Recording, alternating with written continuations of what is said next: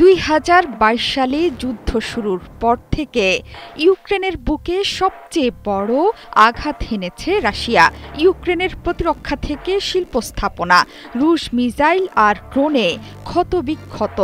সামাজিক যোগাযোগ মাধ্যমে ছড়িয়ে পড়েছে ধ্বংসযজ্ঞের চিত্র। একযোগে 5 শতাধিক ড্রোন এবং মিসাইল আঘাত হেনেছে বিভিন্ন লক্ষ্যবস্তুতে। গণমাধ্যমগুলোর দাবি 2022 সালে সংঘাত বৃদ্ধির পর থেকে এটাই ইউক্রেনের ওপর সবচেয়ে বড় হামলা।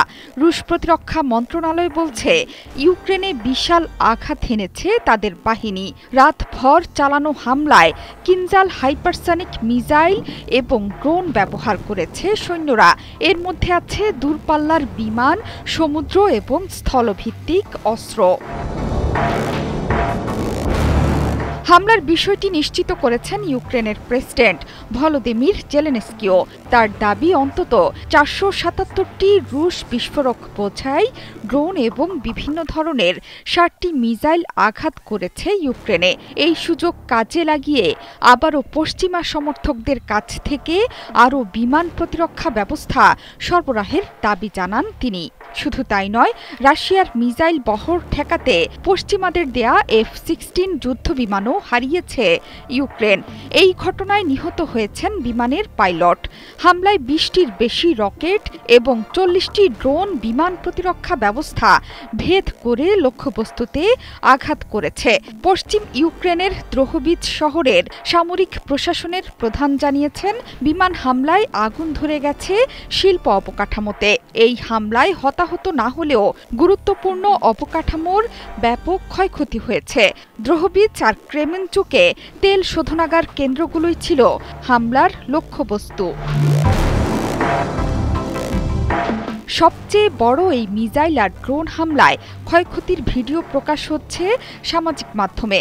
হামলার ভয়াবহতা বোঝাতে গিয়ে ইউক্রেনের বিমান বাহিনীর মুখপাত্র ইউরি ইহনাত বলেছেন, ড্রোন এবং মিসাইল মিলিয়ে এটি ছিল সবচেয়ে বড় আকাশ হামলা। এছাড়া পূর্ব ইউক্রেনের কৌশলগত শহর পোক্রোভস্ক দখলের দিকে এগিয়ে যাচ্ছে রুশ সেনারা। সেখানে প্রায় 1,10,000 সৈন্য জড়ো হয়েছে। ধারণা করা হচ্ছে খুব দ্রুতই এই শহরের নিয়ন্ত্রণ নিয়ে নেবে পুতিন বাহিনী। পুতিনের শত শত ড্রোন আর মিসাইলের সামনে পরাজিত হয়ে ক্ষোভ উগরে দিয়েছেন ইউক্রেনের প্রেসিডেন্ট ভলোদিমির জেলেনস্কিও। তার মতে, রাশিয়ার যতক্ষণ পর্যন্ত সক্ষমতা থাকবে ততক্ষণ পর্যন্ত এই যুদ্ধ থামবে না। তাই বারবার পশ্চিমা এবং মিত্রদের ইউক্রেনের সমরাস্ত্রসহ আকাশ প্রতিরক্ষা ব্যবস্থার উন্নয়নের তাগাদা দিয়ে যাচ্ছেন এই প্রেসিডেন্ট। রাশিয়ার উপর নিষেধাজ্ঞার পরিসর বাড়াতেও অনুরোধ করেছেন তিনি। অটোয়া কনভেনশনের ল্যান্ডমাইন বিরোধী চুক্তি থেকেও সরে আসছে কিয়েভ।